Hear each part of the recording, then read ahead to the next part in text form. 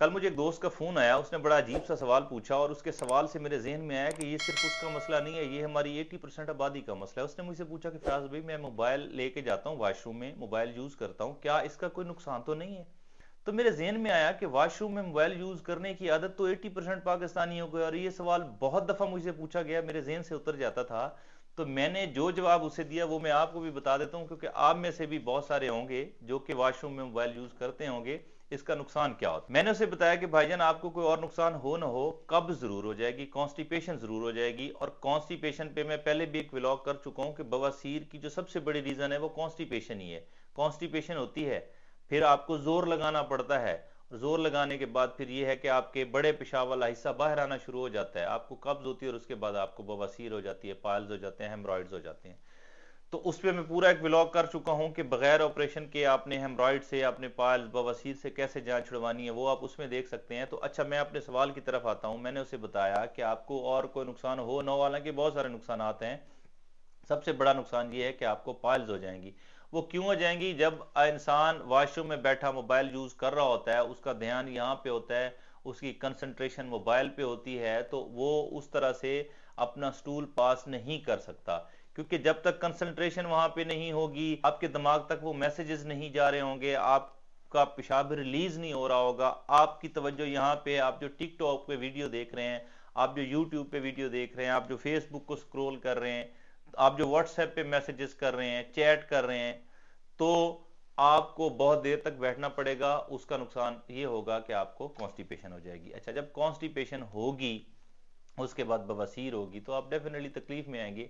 तो क्यों ना मैं आपको कुछ ऐसी कुदरती चीजें, कुछ ऐसे फल बता दूं जो कि आपको कॉन्स्टिपेशन ना होने दें। एक तो मोबाइल की यहां तक बात रहेगी कि कोशिश किया करें वॉशरूम में यूज ना किया करें।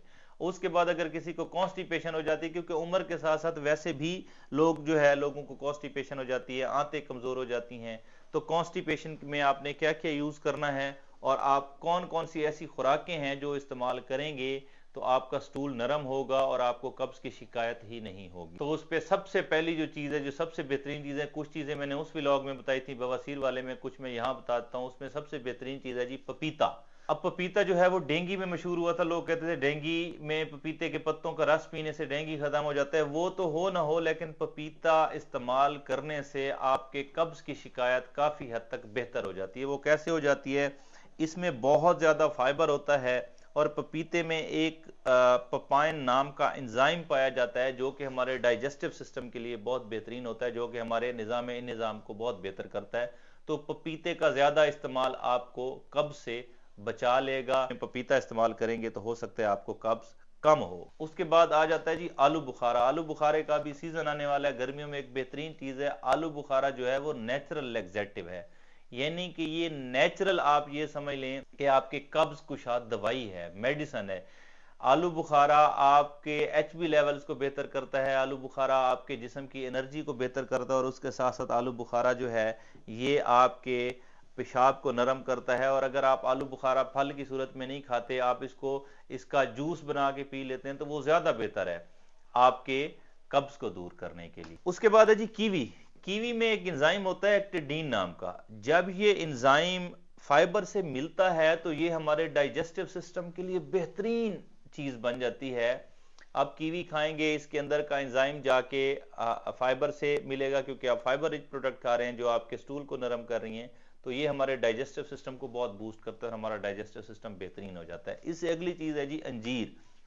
आप कभी गौर करें कि जब पुराने दौर में इतनी ज़्यादा मेडिसिन नहीं होती थी, जिस बंदे को बवासीर हो जाती थी तो हुक्मा उसे अंजीर बताते थे, और उसका तरीकाकार ये होता था कि रात को आप 5 से 7 दाने अंजीर के एक गिलास या एक कप पानी में मिक्स कर दें धो के, उसके बाद सुबह उठ के वो पानी भी पी लें, वो अंजीर भी चबा के खा लें, और ये वाकई तरीका बेहतरीन है, और इससे आपकी कब्ज बेहतर होती है। और जब कब्ज बेहतर होती है तो बवासीर बेहतर होती है। ये बवासीर वाले पेशेंट को हुक्मा बताया करते थे।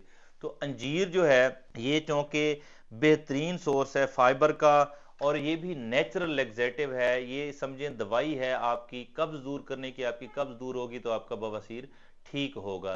तो अंजीर आप इस्तेमाल कर सकते हैं, लेकिन गर्मियों में इसकी ये एहतियात कीजिएगा कि इसकी तासीर गर्म होती है, बहुत ज्यादा इस्तेमाल ना कर लीजिएगा। उसके बाद है जी नाशपाती। नाशपाती एक रिच सोर्स है फाइबर का, और फाइबर का आपको पता है कि ये आपके स्टूल को नरम करने और आपके डाइजेस्टिव सिस्टम को बेहतर करने के लिए बेहतरीन चीज है। तो आप जितना ज्यादा नाशपाती बेहतरीन मिकदार में इस्तेमाल करेंगे तो ये आपको फायदा देगा, आपका कब्ज कम होगा। लेकिन एक चीज का ध्यान रखिएगा कि नाशपाती हमेशा छिलके समेत इस्तेमाल किया करें, धो लें और छिलके समेत इस्तेमाल करें, क्योंकि मैक्सिमम फाइबर इसके छिलके में होता है। अगर आप छिलका उतार देंगे तो फिर आपको उसका ऐसा फायदा नहीं होगा।